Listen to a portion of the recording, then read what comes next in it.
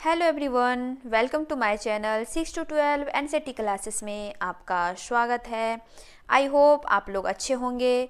तो बिना time waste किए स्टार्ट करते हैं आज का 4th चैप्टर, जिसका नाम है आरंभिक नगर। आई होप आप लोगों ने पहले मैप जो नेक्स्ट क्लास में हुई थी आप लोगों ने कंप्लीट कर लिया होगा, समझ लिया होगा। अगर कुछ समझने में दिक्कत रही होगी तो प्लीज़ कमेंट करिएगा, ठीक है। मैं आंसर देने की पूरी कोशिश करूँगी, प्लीज़ कमेंट करिएगा, ओके। चलिए आज आगे बढ़ते हैं। आरंभिक नगर, ओके। आई होप आप लोगों को ठीक से दिख रही होगी। पलामू की सैर से शोएब पलामू भ्रमण को लेकर काफ़ी उत्साहित था। वो परिवार के साथ बैतला नेशनल पार्क से 5 किलोमीटर दूर औरंगा नदी के तट पर अवस्थित पलामू किला घूमने पहुंचा। वहां उसने पुराने और नए किले को देखा। नए किले में 3 गुंबदों से युक्त एक मस्जिद भी देखी। उसके बाल मन में कई प्रश्न कौंध रहे थे, यानी कुरेच रहे थे, ठीक है, कौंध रहे थे। इस पुराने खंडर को क्यों संरक्षित किया जा रहा है? उसकी जगह कोई नई इमारत क्यों नहीं खड़ी कर दी गई? इन खंडरों के प्रति लोगों में आकर्षण और अपनापन क्यों है? ठीक है, उसके दिमाग पे चल रहा था। चलिए आइए।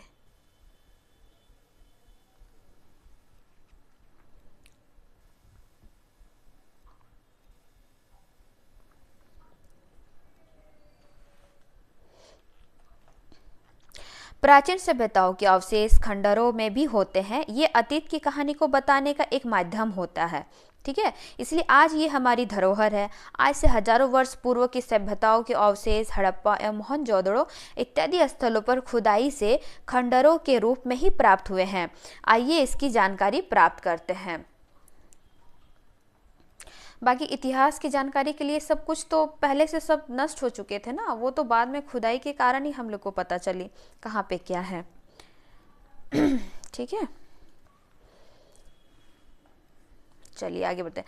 हड़प्पा सभ्यता की कहानी। सबसे पहले हड़प्पा सभ्यता प्राचीन सभ्यताओं में से एक था। हड़प्पा की खोज प्रसिद्ध पुरातत्व वेता दयाराम साहनी और मोहनजोदड़ो की खोज रखालदास बनर्जी ने किया था। ये इंपॉर्टेंट क्वेश्चन है, ये मैंने टिक किया हुआ है पहले से, क्योंकि बहुत बार मैंने पढ़ा हुआ है तो इम्पॉर्टेंट है, मैंने टिक करके रखा हुआ था, ठीक है। तो पुरातत्ववेत्ता कौन थे? दयाराम साहनी। यानी हड़प्पा की खोज किसने किए थे? दयाराम साहनी जी ने। और मोहनजोदड़ो की खोज रखालदास बनर्जी ने किया था, ठीक है। हड़प्पा पंजाब के मंटगोमरी जिले और मोहनजोदड़ो सिंध के लरकाना जिले में स्थित है। दोनों स्थल वर्तमान पाकिस्तान में है। दोनों नगर विस्तृत भूभाग में फैले हुए थे। कहा जाता है कि हड़प्पा एक ऐसा खंडर है जहां की ईंटें से आज भी नए घर एवं नालियों का निर्माण किया जा सकता है। सही बात है। हड़प्पा नगर सबसे पुराने शहरों में से एक है। चूंकि इस सभ्यता का प्रथम अवशेष हड़प्पा नामक स्थान से प्राप्त हुआ, इसीलिए इस सभ्यता को हड़प्पा सभ्यता कहना ही उपयुक्त समझा गया। इन शहरों का निर्माण लगभग 4700 साल पहले हुआ था, ठीक है। ये सब जरूरी है, ये अच्छे से सुन लीजिएगा, एग्जाम में आता है। जो एग्ज़ाम में बैठे हैं वो लोग को पता होगा, कोई भी एग्ज़ाम, कॉम्पिटिटिव एग्ज़ाम किसी में भी बैठिए, हर में पूछता है, ठीक है। इसमें रेडियो कार्बन C14 जैसी नवीन विश्लेषण पद्धति के द्वारा हड़प्पा सभ्यता की सर्वमान्य तिथि 2500 ईसा पूर्व से 1750 ईसा पूर्व मनाया गया है। रेडियो कार्बन C14 एक विश्लेषण प्रक्रिया है, मतलब इसको समझने की एक प्रक्रिया है, ठीक है। तो सभ्यता की तिथि बताता है। जो C14 है ना, वो किसी भी जो भी हमारा विरासत है चाहे कुछ भी, तो उसके वजह से उसके द्वारा विश्लेषण करके हमें तिथि का पता किया जाता है। तो उस तिथि का पता किया गया था, जिसमें सामान्य तिथि 2500 ईसा पूर्व से 1750 ईसा पूर्व माना जाता है। ये इंपॉर्टेंट है, ये याद कर लीजिएगा। 2500 ईसा पूर्व हड़प्पा सभ्यता की सामान्य तिथि क्या है, ठीक है, ये याद कर लीजिएगा या फिर सुन लीजिएगा, सुन के याद हो जाएगा। हड़प्पा की नगरीय विशेषता। इतिहासकारों के अनुसार हड़प्पा मोहनजोदड़ो जैसे कई नगर दो भागों में बटे हुए थे। प्राय पश्चिमी भाग छोटा एवं ऊंचाई पर बना था, पूर्वी हिस्सा बड़ा एवं निचले इलाके में था। संभवतः पश्चिमी भाग में शासक वर्ग रहा करते थे, इसीलिए इसे नगर दुर्ग कहा गया। पूर्वी हिस्से में सामान्य लोगों के रहने के कारण इसे निचला नगर कहा गया। दोनों भागों की चार दीवारी पक्की ईंटें से बनाई थी। ये ईंटें अच्छी एवं लंबी, चौड़ाई और मोटाई में आज की ईंटें से बड़ी थी। हड़प्पा तथा मोहनजोदड़ो के भवन बड़े होते थे। उससे उस काल के लोगों की भवन निर्माण कला का पता चलता है।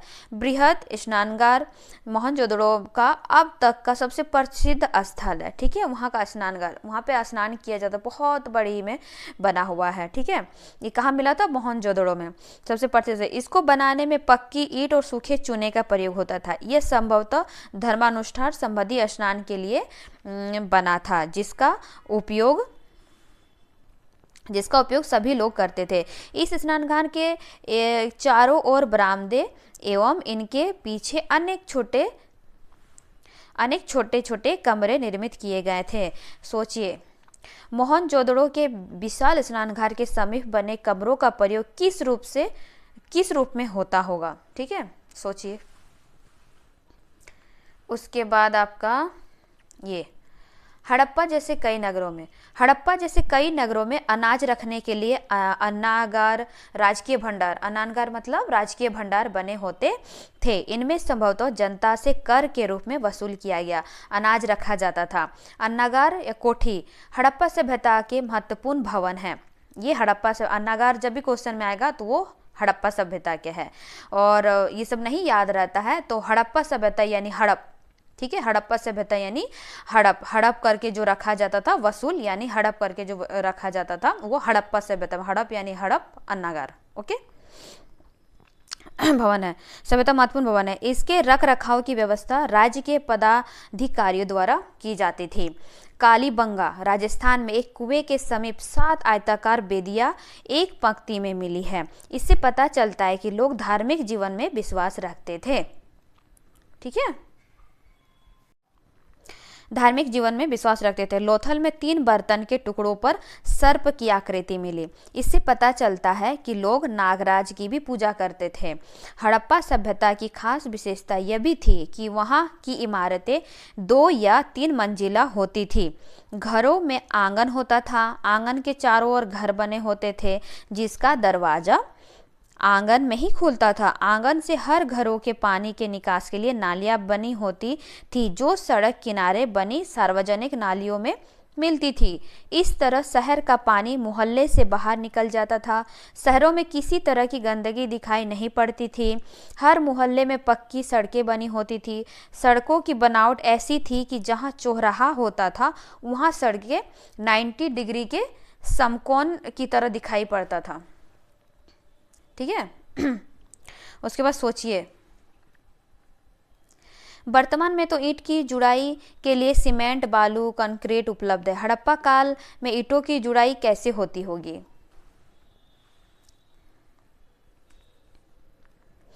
नगरीय जीवन। हड़प्पा एक विकसित नगर था। अधिकतर लोग शहर में ही रहना पसंद करते थे।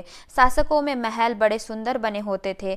महलों के निर्माण के लिए धातु, कीमती पत्थर और अन्य उपयोगी चीजें दूसरी जगह से मंगवाए जाते थे।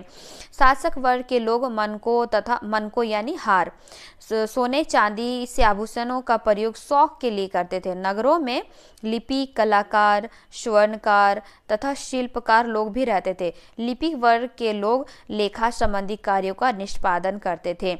शिल्पकार लोग सिक्के की ढलाई तथा कलाकार नक्काशी का काम करते थे। व्यापारी वर्ग के लोग नगरों के अलावा दूर दूर तक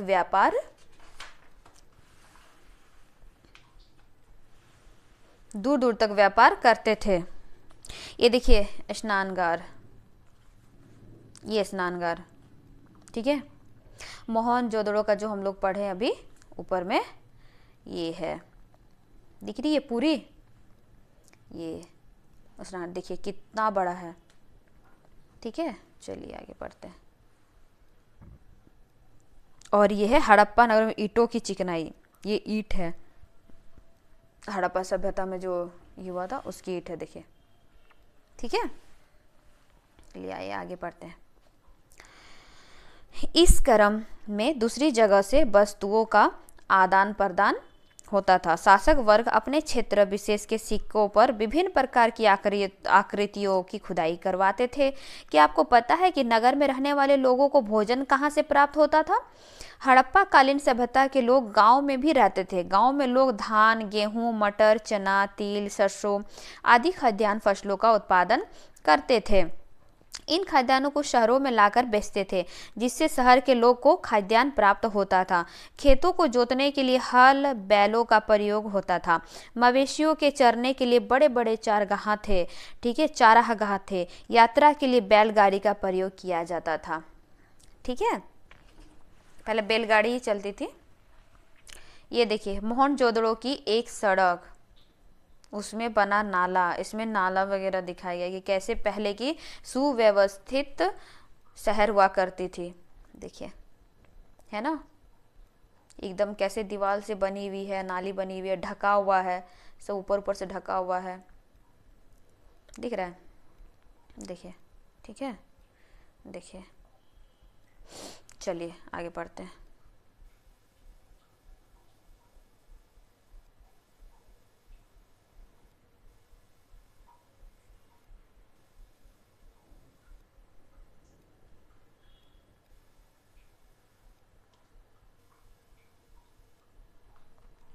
अनूठी शिल्पकारी।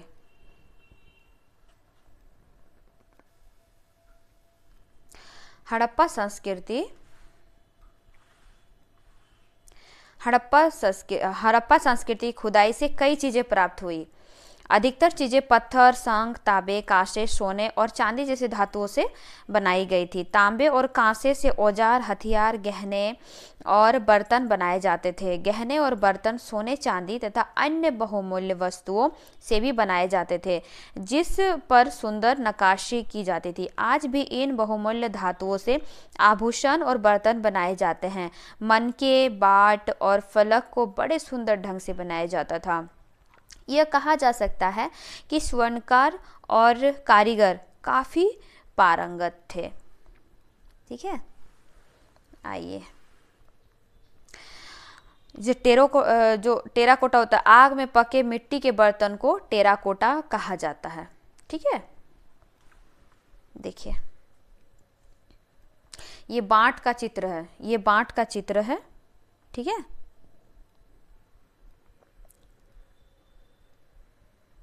देखिए यहाँ पे बताया, चित्रकों को ध्यान से देखिए। ये हड़प्पा काल में प्रचलित बांट का चित्र है। इसे चट पत्थर से बनाया गया था। इसका उपयोग बहुमूल्य धातुओं या अन्य वस्तुओं को तौलने के लिए किया जाता था। ठीक है, इन अन्य वस्तुओं को तौलने के लिए किया जाता था इसका प्रयोग। ठीक है,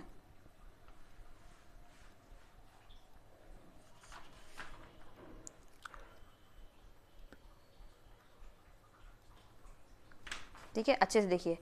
खौ देखिए, इसका माला है ये। ठीक है, गौ देखिए क्या लग रही है आप लोग को, क्या है? आइए इधर पढ़ते हैं क्या है। ये काटने के लिए है, देखिए।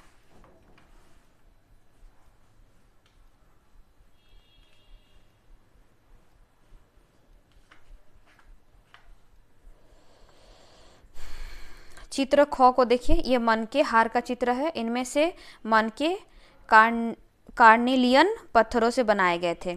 जो पहले थे वो कार्नेल, ये भी इम्पोर्टेंट है। जो मन के क्या से बनाए, कौन से पत्थर से बनाए जाते थे, तो कार्नेलियन पत्थरों से बनाए गए थे। पत्थरों को काट या तराश कर मनके बनाए गए थे। माला बनाने के लिए मनकों के बीच में छेद किया जाता था। ठीक है, चित्रगांव में सुंदर फलक बनाए गए जिसका उपयोग किसी चीज को काटने के लिए किया जाता था। ठीक है, देखिए,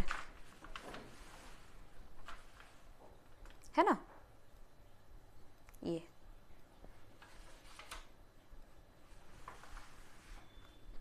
चलिए आगे बढ़ते हैं।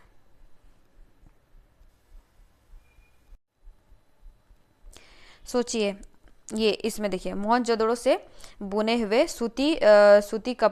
मोहनजोदड़ो से बुने हुए सूती कपड़े का एक टुकड़ा मिला, जिसके अलावा चांदी के बर्तन एवं तांबे कुछ वस्तुओं में सूती कपड़े के टुकड़े एवं धागे चिपके हुए प्राप्त हुए हैं।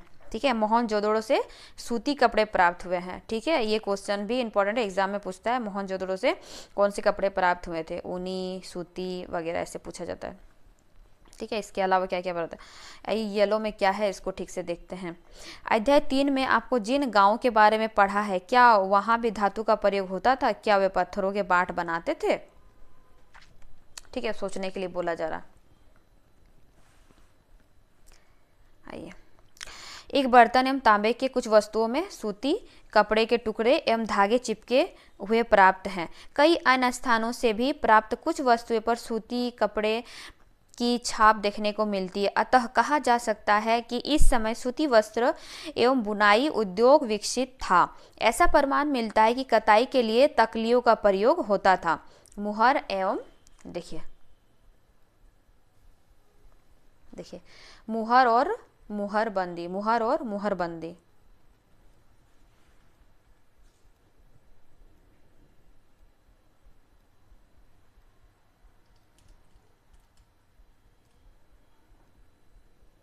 ठीक है ना, देखिए ये सब मुहर है। एक स्थान से दूसरे स्थान में भेजे जाने वाले सामान से भरे डिब्बों या थैलों को चिन्हित करने के लिए मुहरों का प्रयोग होता था। थैलों को बंद करने के बाद उसके ऊपरी हिस्से में लगे गांठों पर मिट्टी का लेप लगाकर मुहर लगाई जाती थी। मुहर की छाप को मुहरबंदी कहा जाता था। मुहर की छाप को नहीं टूटना इस बात को बताता है कि सामान के साथ छेड़छाड़ नहीं हुई है। ठीक है, देखिए ये लोथल का बंदरगाह है, ये लोथल का बंदरगाह है।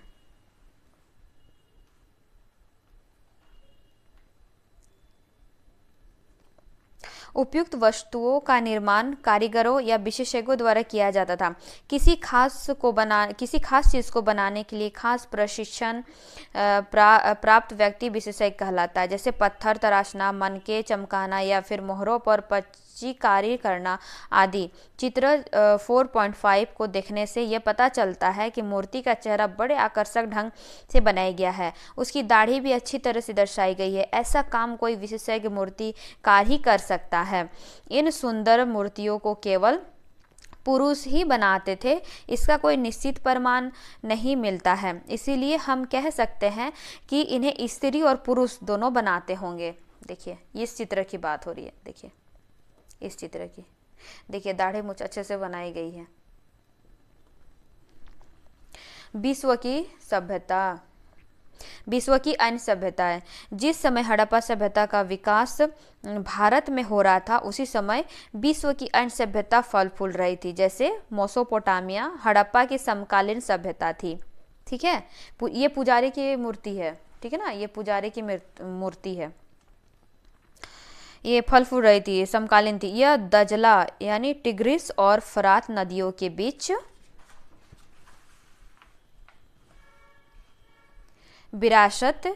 विकसित हुई थी।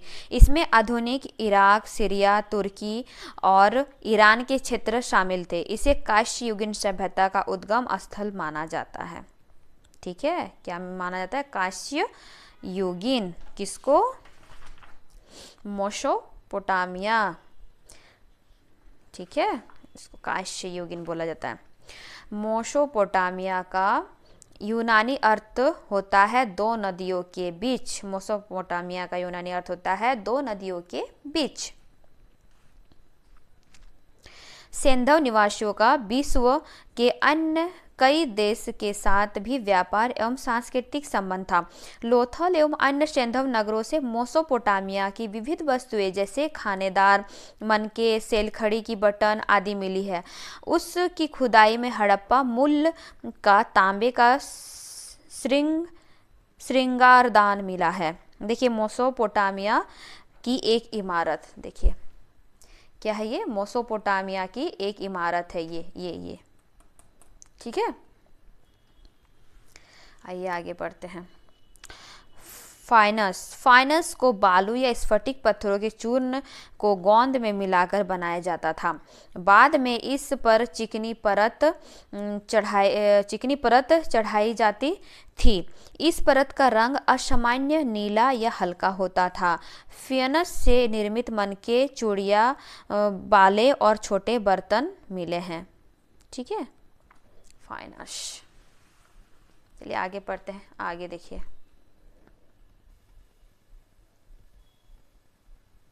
ठीक है, आपको दिख रही है ये हड़प्पा प्रमुख स्थल, नदी रावी नदी, दयाराम साहनी, 1921 में पाकिस्तान का मंटगोमरी जिला। ठीक है, मोहनजोदड़ो सिंधु रखालदास बनर्जी, 1922 पाकिस्तान का सिंध प्रांत का लरकाना जिला।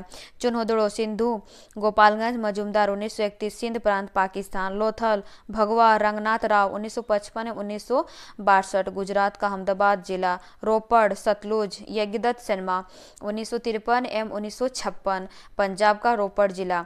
कालीबंगा घग्घर बीवी लाल एवं बीके अय्यर, 1953 राजस्थान का हनुमानगढ़ जिला।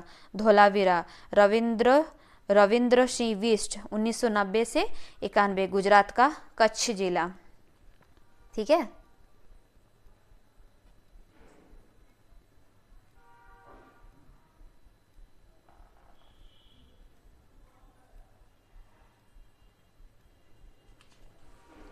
देखिए आगे, हड़प्पा की एक मुहर।